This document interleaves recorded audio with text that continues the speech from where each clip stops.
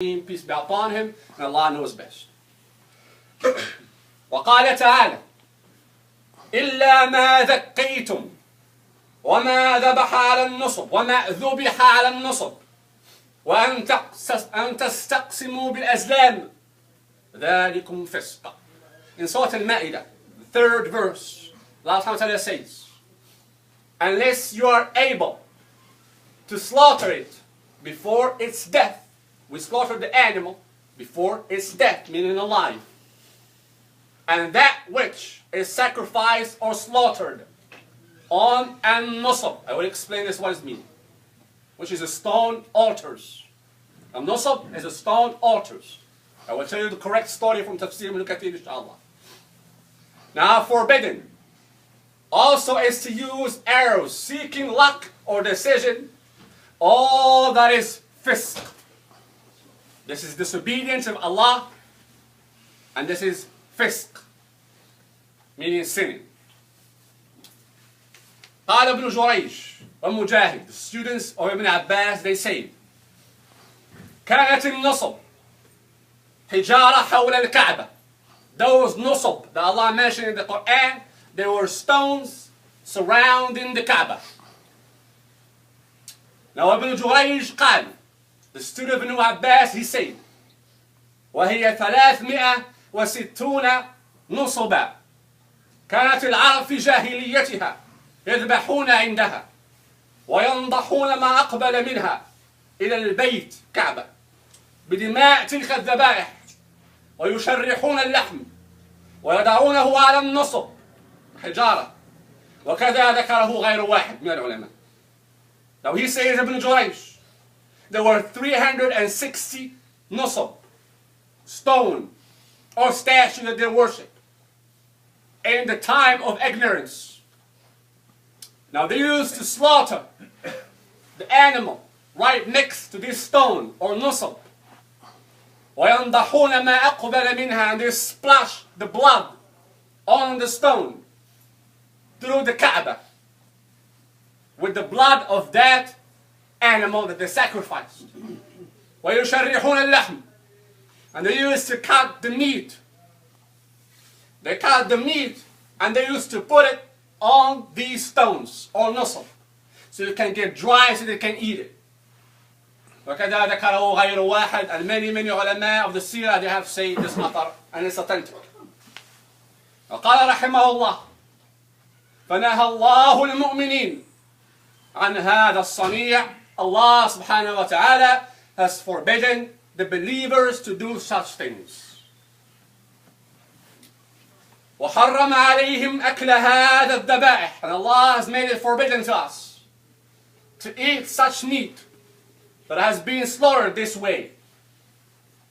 التي فعلت عند النصب حتى ولو كان يذكر اسم الله عليه, even if the person said Bismillah and he slaughtered, it's haram for us to eat it. Because it's shirk. It's being slaughtered on a stone that they used to be worshipped in the ignorant time by the Qurayshis or the Arab pagans, the disbelievers. فإن الذبح عند النصب من الشرك الذي حرمه الله ورسوله. So slaughtering on these stones or statues is something that Allah and His Messenger sallallahu alaihi wasallam has forbidden us, made it haram on us. قال العلماء المقصود به الذبح لغير الله عند الأوثان والقبور والقباب وغيرها. When the Muslims, the meaning of this ayah, at the time of the Prophet ﷺ, and time goes by, and those idols were destroyed, and now in our time, go to YouTube and you'll see it, that they are Muslims. We ask Allah to guide them and guide us all, that they do such things, going to the graves, or the ones who build on the graves, because building on the graves is a bid'ah. It's not permissible. And the Prophet ﷺ, he taught us, and the Sahaba showed us how we dig a grave. And how high can the grave would be? By this size. And he showed the Prophet ﷺ the size. But building on it is a bid'ah that we had or we took from the people of the book. When al-Mu'mineen, Salama, she went to Yemen or Habasha, and she saw the people of the book building those buildings on the graves. And she saw pictures on the wall and statues. And she went back to Medina. And she told the Prophet ﷺ, and he told her, لعن الله اليهود والنصارى اتخذوا قبور أنبيائهم مساجد. He said sallallahu alayhi wa sallam, may Allah curse the Jews and the Christians. They have taken the graves of their messengers and prophets as masjid. As masjid. As a place of worship. So it's haram for us to slaughter anything near a graveyard or maqbara. As Allah subhanahu wa ta'ala says in Surah Al-Ma'idah. أقول قولي هذا وأستغفر لكم فاستغفروه إنه هو الغفور الرحيم.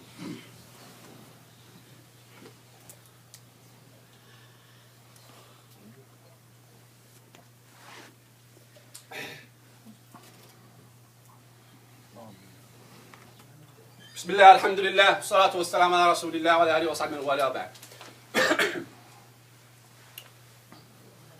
وعن أبي الطفيل رضي الله عنه قال: سئل علي أخصكم رسول الله صلى الله عليه وسلم بشيء؟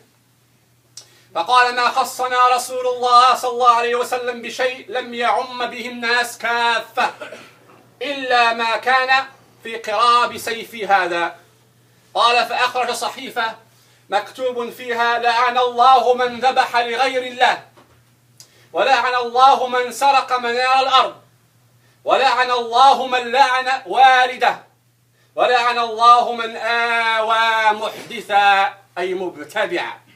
A man named Ibn al-Tufayl. He went and he was a Sahabi, may Allah be pleased with him. He went to Ali and he asked Ali, may Allah be pleased with him. And he told him, oh Ali, that the Prophet ﷺ made certain things on you, his companions, special for you, that you only can do. He said, no. Whatever Allah and His Messenger ﷺ made mandatory upon us, or His teachings on us, is on the next generations and the next generations only.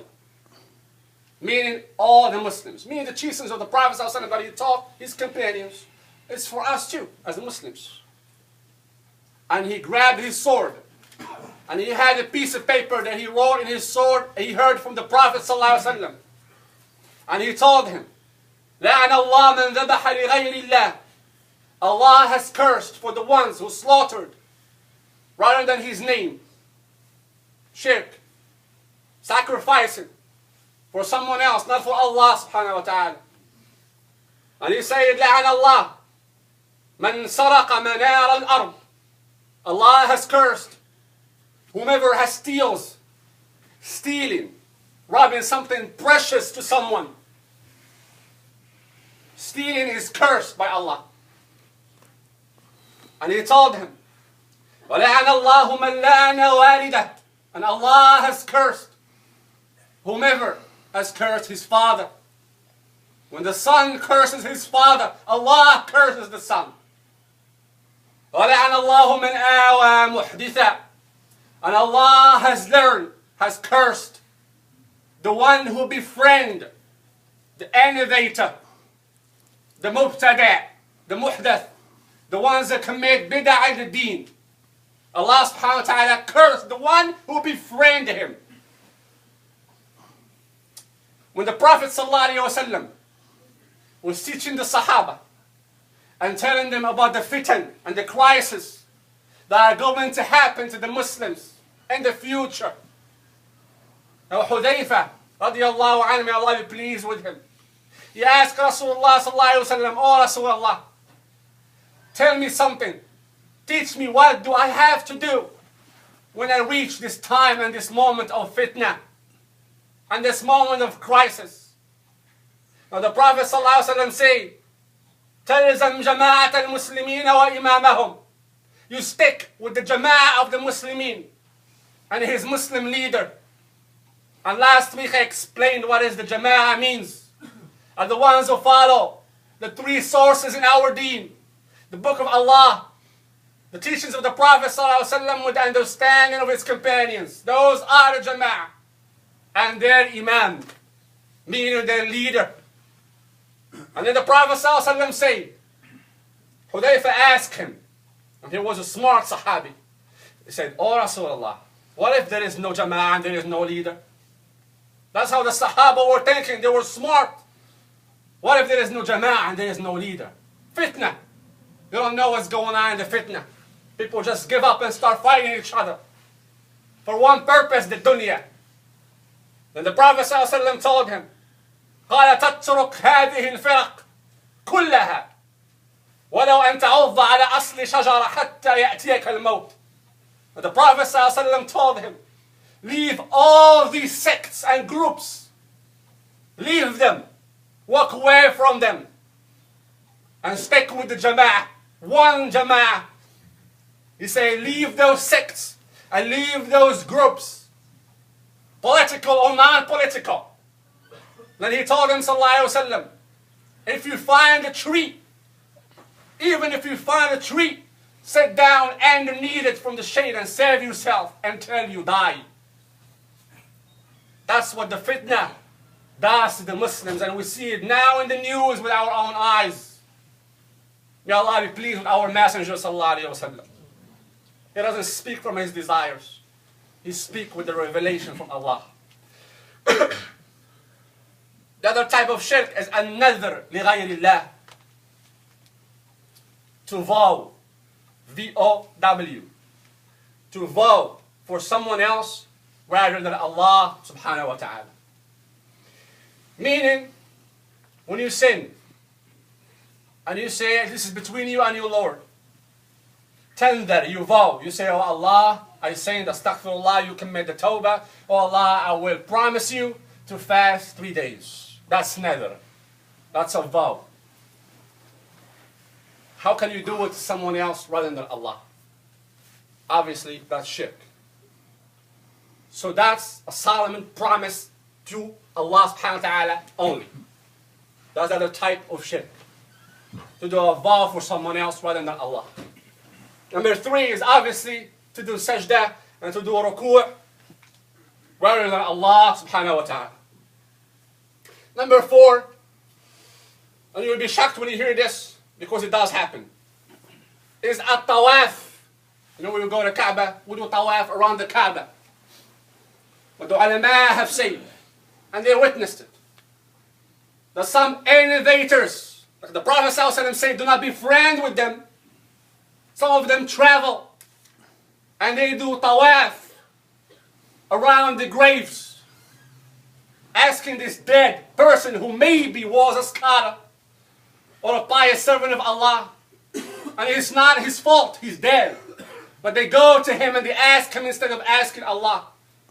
Or even go to the grave of our Messenger sallallahu alaihi wasallam and put your hands in there and ask, oh Rasulullah, give me this. That's shirk. Who do we ask? Who do we supplicate to? Allah only.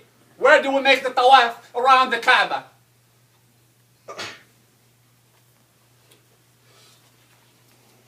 That is shirk.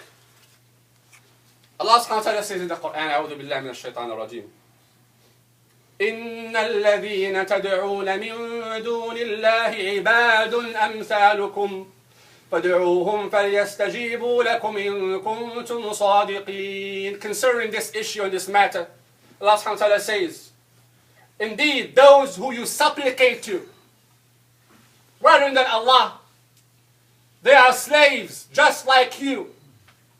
فادعوهم, go supplicate to them and see if they respond to you and answer you.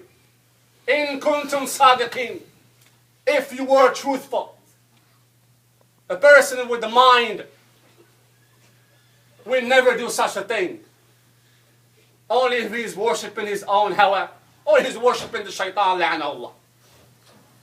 Allah subhanahu wa ta'ala says in the Quran, أعوذ بالله من